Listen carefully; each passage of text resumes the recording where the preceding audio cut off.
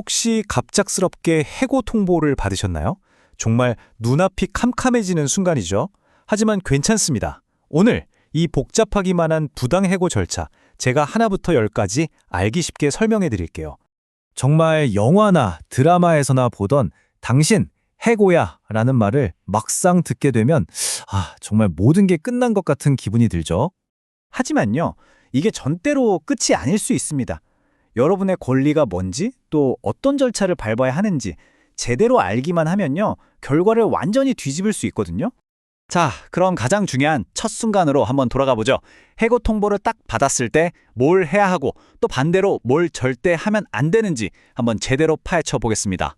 이 말에 꼭 기억하세요. 생각해 보겠습니다. 이게 정말 마법의 문장입니다.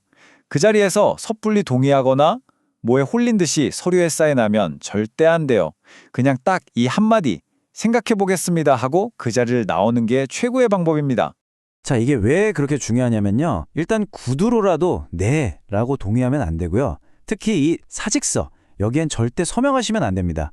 사직서에 사인하는 순간 사실상 저는 부당해고가 아니라 제 발로 나가는 겁니다 라고 인정하는 셈이 돼서 나중에 다투기가 정말 힘들어져요. 차라리 무단결근으로 처리되는 게 100번 낫습니다. 그리고 가능하다면 해고 이야기가 오가는 대화는 꼭 녹음해 두시는 게 좋습니다. 이게 나중에 아주 결정적인 증거가 될 수 있거든요. 자, 그렇게 일단 급한 불을 끄고 나면요, 이제 본격적으로 싸움을 준비해야겠죠. 여러분이 동시에 진행할 수 있는 두 가지 길이 있습니다.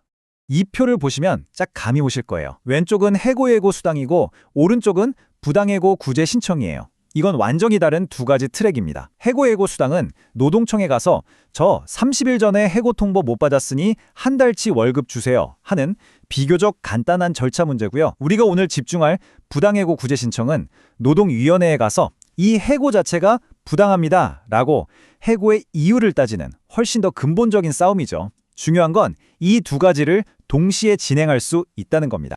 자, 그럼 이제부터는 더 복잡하지만 이겼을 때 얻는 것도 훨씬 큰 부당해고 구제 신청에 대해서 집중적으로 알아보겠습니다. 절차는 크게 4단계라고 보시면 돼요. 일단 가장 중요한 거, 해고당하고 3개월 안에 신청해야 합니다. 이 기간 놓치면 아예 시작도 못해요. 신청하고 나면 회사랑 저랑 각자 왜 해고가 부당한지, 왜 정당한지 서류로 막 싸우는 조사 단계가 있고요. 그 다음엔 양쪽이 직접 만나서 말로 싸우는 신문이 열립니다. 그리고 마침내 판정이 나오는 거죠. 이 모든 과정에 보통 한 2달 정도 걸린다고 생각하시면 됩니다. 자, 근데 여기서 진짜 흥미로운 숫자가 하나 나옵니다. 바로 47.9%. 이게 과연 뭘 의미하는 숫자일까요? 바로 화해율입니다. 이게 무슨 말이냐면 부당해고 사건의 거의 절반 가까이는 판결까지 안 가고 중간에 회사란 근로자가 서로 합의, 즉 화해를 하고 끝낸다는 거예요. 보통 회사가 돈을 주고 근로자는 해고를 받아들이는 식이죠. 그래서 사실 많은 경우 이 화해를 유리하게 이끌어내는 게 이 싸움의 핵심 전략이 되기도 합니다. 만약에 화해가 안 되고 끝까지 가서 이 해고는 부당하다라는 판정을 받아냈다고 칩시다. 그럼 어떤 결과가 기다리고 있을까요? 원칙은 원직복직이에요. 원래 일하던 자리로 돌아가고 그동안 못 받았던 월급도 싹 다 받는 거죠. 법적으로는 이게 기본인데 솔직히 한번 얼굴 붉히고 싸운 회사에 다시 돌아가서 일하는 거 좀 껄끄럽고 불편할 수 있잖아요. 그래서 있는 제도가 바로 이 금전보상 명령입니다.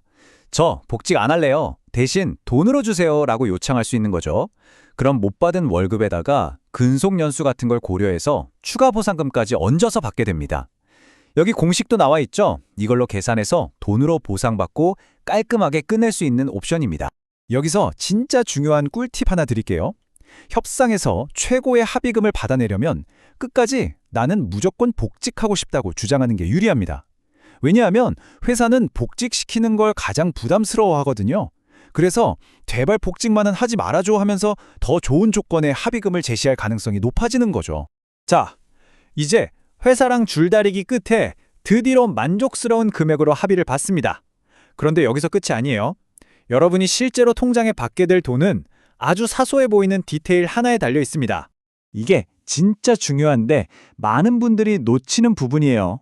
합의금을 어떤 종류의 소득으로 처리하느냐에 따라서 세금이 몇백, 몇천만 원씩 차이가 날 수 있습니다. 정말 어마어마하죠. 이 표를 보시면 그냥 확 와닿으실 거예요. 똑같은 1억 원을 받아도요. 이걸 근로소득으로 처리하면 세금만 거의 4,200만 원을 떼가요. 실수령액이 6천만 원도 안 되죠.